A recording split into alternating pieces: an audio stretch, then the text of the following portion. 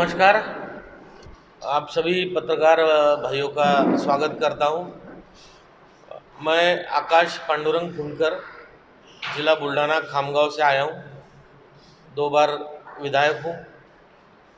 इस बार पहली बार देश में भारतीय जनता पार्टी ने पहली बार ये अभियान शुरू किया है और ये प्रयोग पहली बार हो रहा है पूरे देश में कि 19 राज्यों के 650 विधायक जिन 5 राज्यों में चुनाव होने जा रहे हैं वहाँ पर प्रवास के लिए भेजे गए।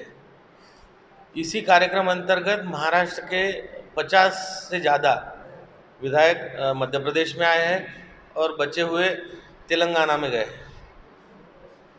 हमको इन 7 दिनों में एक विधानसभा क्षेत्र दिया गया है और इन 7 दिनों में इस बरहानपुर विधानसभा के अंतर्गत सभी मंडलों का प्रवास हमें करना था, जिसमें हमारे भारतीय जनता पार्टी की जो संगठन की स्थिति है उसे हमें देखना था।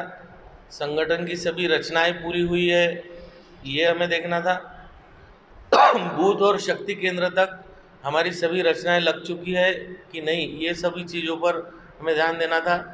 साथ ही साथ समाज के हर वर्ग से हमें मिलना था।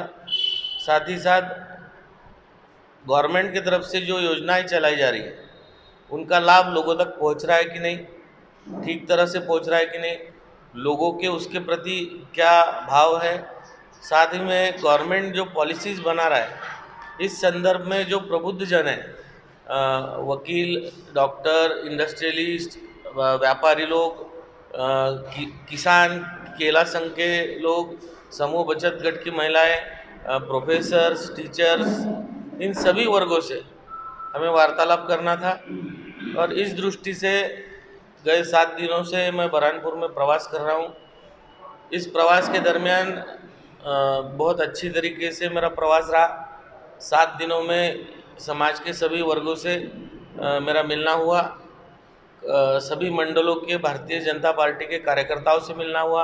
सभी बूथों के अध्यक्ष, शक्ति केंद्रों के अध्यक्ष से मेरा मिलना हुआ और एक पूरा रिव्यू हमें लेने भेजा था, जिस माध्यम से अभी की सरकार की उपलब्धि और आने वाले सरकार में गवर्नमेंट ने क्या रिफॉर्म्स करने चाहिए, क्या बदलाव मध्य प्रदेश में होने चाहिए, जो कुछ पॉलिसीज़ अभी चल रही है, जो कुछ योजनाएं अभी चल रही है उसमें कुछ बदलाव जनता को अपेक्षित है क्या। इस दृष्टि से सभी बातों पर हमें एक रिपोर्ट तैयार करना है और इस रिपोर्ट को हमें पार्टी को देना है। कुछ गलतफहमियां थोड़ी सी हम आने के बाद हुई, जो कुछ मीडिया में भी बातें छपी, कुछ कार्यकर्ताओं में भी थोड़ी गलतफहमी ये हुई कि हम लोग यहाँ टिकट तय करने आए, तो ऐसी कुछ बात है नहीं। टिकट फाइनल करने का सर्वाधिकार पार्टी के शीर्षस्थ नेतृत्व को है और यहाँ का शीर्षस्थ नेतृत्व उसमें लगा हुआ है और जल्दी ही सभी के टिकट सभी विधानसभाओं के पार्टी डिक्लेयर करेगी। आज जो पत्रकार वार्ता रखी है, अभी मेरा बोलना होने के बाद आपको कुछ सवाल होंगे तो आप सवाल पूछ सकते हैं और उसके बाद मुझे आप सभी पत्रकारों के भी मूल्यवान सुझाव आज सुनने की इच्छा है, जिस माध्यम से बरहानपुर का विकास, बरहानपुर का डेवलपमेंट या और कुछ चीज़ें जो बरहानपुर के दृष्टि से आवश्यक है, ये भी सुझाव मुझे आपसे लेने हैं। तो कृपया कर आपके प्रश्नोत्तर होने के बाद कृपया आप प्लीज़ आपका 5-10 मिनट समय देकर हमें अपने सुझाव दें। धन्यवाद। ये 7 दिनों में आपने मंडल स्तर पर गए, क्या क्या खूबियाँ मिली और क्या क्या आपको कमियाँ दिखाई दी? नहीं, मेरा जो ये प्रवास है ये सार्वत्रिक था और सभी चीज़ों को देखना था। मेरा आधा कार्यक्रम संगठनात्मक रहता था, आधा कार्यक्रम कुछ गवर्नमेंट ने की हुई परियोजनाओं को भेंट देना, सामान्य नागरिकों से मिलना, किसानों से मिलना। तो सबने उनकी समस्याएं बताई जो मैं मेरे रिपोर्ट में पार्टी को देने वाला हूँ। किसानों की बहुत बड़ी समस्या है यहाँ पर, उनको जो फसल बीमा का लाभ नहीं मिल रहा है, वो काफ़ी आंदोलन भी कर रहे हैं। उसको लेकर भी क्या सरकार को निश्चित मैं रिपोर्ट देने वाला हूँ। विशेषकर केला उत्पादक जो किसान हैं उनका जो क्रॉप इंश्योरेंस यहाँ कटा नहीं है 2 साल से। और मैंने जब माहिती ली तो ऐसा पता चला है कि 2 कंपनियों का टेंडर हुआ है, वो खुला नहीं है। तो मैं मध्य प्रदेश सरकार को ये रिपोर्ट देने वाला हूँ। साथ ही साथ उनको ये रिक्वेस्ट भी करने वाला हूँ कि जो महाराष्ट्र गवर्नमेंट की इंश्योरेंस स्कीम है, जिस माध्यम से किसानों को बहुत अच्छा लाभ होता है, उसका भी आप रिव्यू लेकर उसकी कुछ अच्छी चीज़ें मध्य प्रदेश सरकार के इंश्योरेंस स्कीम में आप डलवा दें। आपने यहाँ सभी विभागों सभी समाज के सभी वर्गों से आपने फीडबैक किया, उस फीडबैक के मुताबिक बुरहानपुर में भाजपा रिपीट हो रही है। निश्चित मैं सामान्य नागरिकों से भी मिला और सभी समाज के प्रमुखों से भी मिला, समाज के लोगों से भी मिला। और सभी का जो वर्तमान विधायक है उनके प्रति बहुत रोष मुझे उनके मन में दिखा। गए 5 सालों में जो वर्तमान विधायक है उन्होंने कोई भी विधायक कार्य बुरहानपुर में किया नहीं। साथ ही साथ लोगों को जो सामान्य सामान्य छोटी छोटी तकलीफ है उस पर भी उन्होंने ध्यान दिया नहीं। और कुछ लोगों ने तो बोलते हुए ये भी बोला कि हमारी गलती हुई जो हमने इनको जिताया, लेकिन हम इस बार गलती नहीं दोहराएंगे। जैसे सुनने में आया कि जब कांग्रेस बीजेपी की सरकार आपकी है उसके बाद भी विकास बुरहानपुर में नहीं हुआ, तो कहीं ना कहीं निर्दलीय विधायक जिम्मेदार के साथ में सरकार आपकी जिम्मेदार नहीं। नहीं, देखिए क्या होता है कि जब भी हम काम करते हैं तो स्थानिक विधायक को वहाँ पर गवर्नमेंट के पास आपको आवाज़ उठानी पड़ती है, आपके काम बताने पड़ते हैं, तब जाकर आपके काम होते हैं। सरकार का ये दायित्व होता ही है कि आपके प्रदेश में हर हर कोने का आप विकास करें। लेकिन अगर विधायक जी यहाँ के वो परिपूर्ण प्रस्ताव गवर्नमेंट तक पहुँचाएंगे नहीं तो काम ठीक तरह से होगा नहीं। आज मैंने बहुत से काम ऐसे देखे जो अधूरे इसमें रुके हुए हैं। कुछ ऐसे काम हैं जो यहाँ प्रस्तावित होने थे, लेकिन विधायक जी ने उन बोला है कि उनको उसमें कुछ ऐड करना है या डिलीट करना है या सब्ट्रैक्ट करना है, तो उनके हिसाब से जो प्रस्ताव है वो अभी तक पहुँच ही नहीं रहा, तो वो काम रुका है। उसमें विकास नहीं हुआ बुरहानपुर में। जी, ये 5 सालों में नहीं हुआ। नेपा नगर विधायक का भी बात है कि हर जगह विरोध हो रहा है, विकास को नहीं होने। कहाँ पर? हर जगह हो रहा है। नहीं, मुझे नेपा पे पता नहीं। बुरहानपुर में मैं गया, मैं बुरहानपुर छोड़कर गया नहीं। आप अपने प्रवास के दौरान के किसी कांग्रेस नेताओं से मिले? कांग्रेस नेताओं से तो नहीं मिला, लेकिन मैं जिस होटल में रुका था वहाँ कांग्रेस के बहुत सारे पदाधिकारी खाना खाने आए थे, वो उनसे ज़रूर मिला हूँ। और कैजुअल बातचीत में जब मेरी उनसे पहचान हुई तो कहीं ना कहीं उनके मन में भी शल्य है कि इस निर्दलीय विधायक को चुनकर देने से उन्होंने भी गलती की है। तो वो भी बैकस्टेज वो भी ये मान रहे हैं और वो ये बोल रहे हैं कि इस बार आपका सीट जीतेगा। अभी ऐसा कोई रिव्यू में कोई नाम आया है जिसको लोग पसंद कर रहे हैं भाजपा के? नहीं, भारतीय जनता पार्टी की ये भारतीय जनता पार्टी में लोकशाही है। भारतीय जनता पार्टी एक परिवारवाद वाली पार्टी नहीं है। भारतीय जनता पार्टी में परिवारवाद नहीं है, लेकिन परंपरा जरूर है। मैं खुद आपके सामने बैठा हूँ। मेरे पिताजी जनसंघ से भारतीय जनता पार्टी में थे, मीसाबंदी थे। आज उनके बेटे और उनका परिवार कोई तो कांग्रेस में जाएगा नहीं।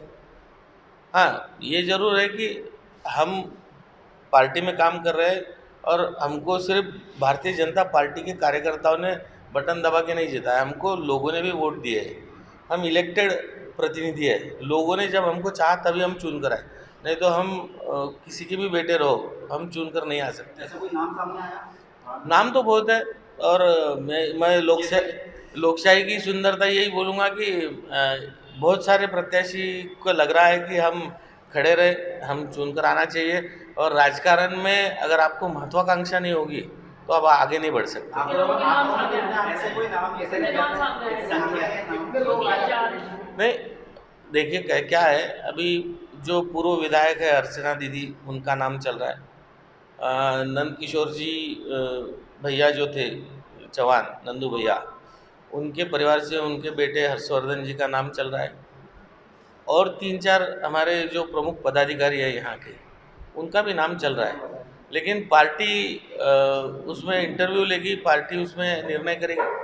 आकाजी जब अभी जब भारतीय जनता पार्टी ने 39 नामों की घोषणा करी, पहले रिश्तेदारी उसमें काफी जगह विरोध का दौर देखने को मिले। यहाँ पर भी चूंकि 1 दर्जन से ज्यादा दावेदार हैं, तो जब यहाँ की घोषणा को उसको असंतुष्ट को संतुष्ट करने के लिए क्या प्रयास भारतीय जनता पार्टी? नहीं देखिए, क्योंकि उसका खामियाजा 2008 में 13 में पार्टी 2018 नहीं उन सभी चीज़ों पर काम चल रहा है। और जिन मैं सभी लोगों से मिला हूँ, यानी जिसने भी अपने अपने नेता का नाम बताया उस कार्यकर्ता को भी मिला हूँ, और जिन जिन नेताओं के नाम आए हैं वो नेताओं को भी मैं मिला हूँ। और सबने मेरे पास यही भावना व्यक्त की है कि हम हमारा नाम तो आगे कर रहे हैं, हम टिकट मांगना हमारा काम है, पार्टी दे या न दे, कमल का फूल यही हमारा प्रत्याशी है और हम कमल के फूल को जिताएंगे। नहीं, 2018 के मुद्दे अलग होते हैं, 2023 के मुद्दे अलग है। हर इलेक्शन में वही मुद्दे रहेंगे, वही सब चीज़ों पे काम होगा, ये नहीं रहता है। और पिछले चुनाव में जिन मुद्दों पे इलेक्शन प्रभावित हुआ, वही मुद्दों पे ये इलेक्शन प्रभावित होगा, ये जरूरी नहीं होता। गुटबाजी को कैसे दूर करेंगे? गुटबाजी नहीं है पार्टी में, गुटबाजी कहीं नहीं है। मैंने देखा है पार्टी में गुटबाजी नहीं है, यहाँ सिर्फ थोड़े से विचारों का फर्क है। और मैंने पहले ही बोला कि राजकारण में अगर महत्वाकांक्षा नहीं होगी तो आप आगे नहीं जा सकते। हर एक को महत्वाकांक्षा होनी चाहिए, तभी कोई ना कोई आगे बढ़ेगा। भाई साहब, पिछले 20 सालों से भारतीय जनता पार्टी की सरकार प्रदेश में, क्या कारण है कि इन चुनाव के टाइम पर भारतीय जनता पार्टी की सरकार को लाडली बहना के नाम पर ऐसा योजना चलाना पड़ी जिससे मतदाता प्रभावित हुए? तो क्या कारण रहता है कि आपको ऐसी योजनाएं, जब आप 20 साल से अच्छे काम कर रहे हैं, 4 बार आपकी सरकार जब 3 बार से रही है, 4 बार से, उसके बावजूद भी क्या कारण रहा है कि आपको ऐसे लालच भरे जिससे मतदाता प्रभावित होते? लालच भरे नहीं, फिर आप ऐसा बोलेंगे तो 70 साल से कांग्रेस ने लोगों को अपाहिज कर रखा है, मुफ्त अनाज के नाम पे, मुफ्त बिजली के नाम पे। अभी कमलनाथ जी ने सब मुफ्त चिल्लाया था। तो ये सब पिछले 15 साल में लाडली बहना की स्कीम दिमाग में देखिए, एक मिनट, क्या होता है, आपको जैसी जैसी मांग आएगी वैसे वैसे आपको काम करना पड़ता है। कोई परिपूर्ण नहीं होता कि मैं आज मुख्यमंत्री बना और आज ही मैं 100 योजनाओं को घोषणा करूँ। जैसी जैसी उनके पास डिमांड आ रही है वैसी घोषणाएं हो रही है। और पहले 2 साल कांग्रेस की सरकार थी, उन्होंने जितनी घोषणाएं की थी उसमें की एक भी योजना पे उन्होंने काम नहीं किया, लोगों को कुछ मिला नहीं। उन्होंने चालू योजनाएं बंद की। और आप लाडली योजनाएं, लाडली बहना योजना का जो आप जिक्र कर रहे हैं, तो आपको लग रहा है कि ये कुछ गलत किया है सरकार ने? महिलाओं को अगर वो कुछ दे रही है तो वो गलत है, ऐसा आपको लगता है? दूसरे डेवलपमेंट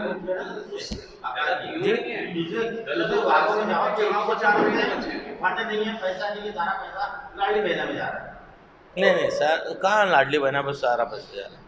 कर्मचारी लोग हड़तालों पे हैं, पूरे भाव के कर्मचारी हड़ताल पे अपनी मांगों को नहीं, देखिए क्या होता है कि फाइनेंस डिपार्टमेंट के माध्यम से अलग अलग हेड पे अलग अलग पैसा आता है। अगर आप बोलेंगे दलित वस्ती का पैसा आप कर्मचारियों के पगार में दें, तो वो दे ही नहीं सकते, उस पर रिस्ट्रिक्शन होता है। हर विभाग का एक नियत व्यय होता है जो बजट में डिक्लेयर होता है। ठीक है, एक आधे डिपार्टमेंट में एक आधे विषय पर कोई पैसा कम हुआ होगा, एक आधे इमरजेंसी काम की वजह से, तो वो रुका होगा, वो 6-8 महीने में पूरा होगा। नगर निगम में 2 महीने से चुंगी नहीं आई है, नगर पालिका शाखों में चुंगी नहीं आई है। नहीं, अब उनको पता नहीं होगा, नगर निगम की बात करना तो मुझसे कर ले। जी, नहीं, मैं बराबर उनके प्रश्न ये बाहर के, उनको निगम में नहीं मालूम होगा कि क्या नगर निगम में लगातार चुंगी आ रही है। चुंगी आने में कोई प्रॉब्लम्स जो KYC वगैरह होता है बजट से लेट हुई, और चुंगी एक्चुअल पुराने इलेक्ट्रिक बिल जो विद्युत मंडल का देना था उसमें कट गई, इसलिए नहीं आई है, क्योंकि वो जिम्मेदारी हो गई है, कुछ कच हुआ होगा उसमें चूँकि। पर चूँकि वेतन कहीं रुका नहीं, लगातार उसके बाद भी नगर निगम ने वेतन अपने समय पे कर रही है। अगर जी आपके फीडबैक में प्रत्याशियों के नाम जाने का कोई मैटर है या कॉलम है या नहीं है? जी, मेरा रिपोर्ट ग्राउंड रिपोर्ट जाएगा, उस रिपोर्ट से पार्टी समझ जाएगी क्या करना है। और मैं वैसे तो आपको बोलूँ, जो मेरी माहिती है कि 39 टिकट डिक्लेयर हो चुके हैं, बाकी 60-70 लिफाफे बनकर तैयार है, जो कि 2-3 दिनों में डिक्लेयर हो जाएंगे। और वो जिस दिन डिक्लेयर हो गए उस दिन बाकी लिफाफे भी बन वो जाएंगे। लिफाफे में बहुत सारे जी है। सर अच्छा ये बताइए कि 7 दिन आपने यहाँ प्रवास किया, आप बुरहानपुर को कौन सा ग्रेड देंगे, ए देंगे, बी देंगे, सी? भाजपा के परफॉर्मेंस के हिसाब से। जी मैं पूरा तो घूमा नहीं बरानपुर। मैंने मिस राजकीय दृष्टया बोल रहे हैं आप? आपने यहाँ हाँ, राजकीय मैं ए ग्रेड दूंगा। सर आप खामगांव विधानसभा से आते हैं, हमारे प्रदेश से लगा हुआ है एक स्थान है जम्मू पानी, जहाँ की मात्र 3 किलोमीटर की सड़क महाराष्ट्र गवर्नमेंट की जरा सी लापरवाही के कारण टूटी हुई। यदि वो 3 किलोमीटर की सड़क जम्मू पानी से असर गांव तक बन जाए तो किसानों को भी लाभ होगा, प्लस एक अमरदेव तीर्थ स्थान की कोई अच्छा शिव स्थान भी है उसको भी फायदा होगा, और बुरहानपुर से आवागमन के लिए अच्छी व्यवस्था हो जाएगी। आपकी विधानसभा क्षेत्र का एक मामला है। मेरे विधानसभा का नहीं है, जलगांव जामुन विधानसभा क्षेत्र का है। और जम्बू पानी जो है वो फॉरेस्ट के बाजू का एरिया है। बात सुनिए, फॉरेस्ट का एरिया है, वहाँ पर फॉरेस्ट के क्लियरेंस लगते हैं।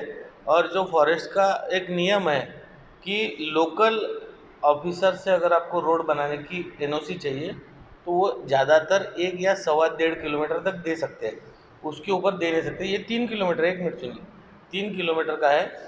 फिर भी आपने मुझे अभी बताया है तो निश्चित मैं उसका फॉलोअप लूँगा और आने वाले 6-8 महीने साल भर में वो करवाऊँगा। इसी जम्मू पानी से लगा एक डैम बना है जहां वन विभाग ने सैकड़ों हेक्टेयर जमीन उस सिंचाई के लिए किसानों के लिए दी। जब इतनी बड़ी जमीन दे सकते तो 3 किलोमीटर बड़ी बात नहीं, मैं आपको वही बोल रहा हूँ कि फॉरेस्ट एक्ट जो है वो सालों से उसमें अमेंडमेंट कुछ नहीं हुई है। मेरे मतदार संघ में ही गणेशपुर नाम का एक गाँव है, वहाँ से सिर्फ एक 750 मीटर का रास्ता है, वो अगर मैं कर दूँ तो वो गांव हाईवे पर आ जाएगा। लेकिन अभी तक मैं पिछले 3 सालों से प्रयत्न कर रहा हूँ, अभी तक फॉरेस्ट वाले अधिकारी उसमें काम नहीं कर रहे। आखिर में मुझे भूपेंद्र जी यादव से लेके हमारे सुधीर मुनगंटीवार जी से लेके सबको लेके मीटिंग करवानी पड़ी, बाद में जाकर उसकी एनओसी मिली। तो आपने जो जम्बू पानी का बोला है, मैं कल उसका रिव्यू लूँगा जाने के बाद और निश्चित उसमें काम करूँगा। आपके फीडबैक से कि आने वाले प्रत्याशियों का रिपोर्ट कार्ड कैसे रहेगा? मेरा रिपोर्ट तो संगठनात्मक जाने वाला है, बरहानपुर के डेवलपमेंट के हिसाब से जाने वाला है, और आने वाले सरकार में क्या रिफॉर्म्स होने चाहिए इन सभी चीज़ों को लेके जाने वाला है। प्रत्याशियों का रिपोर्ट कार्ड मेरे इसमें क्यों होगा? बुरहानपुर में क्या कमी देखी गई है? कमी नहीं, आप ये बताइए बुरहानपुर को लेकर जिस तरह से आप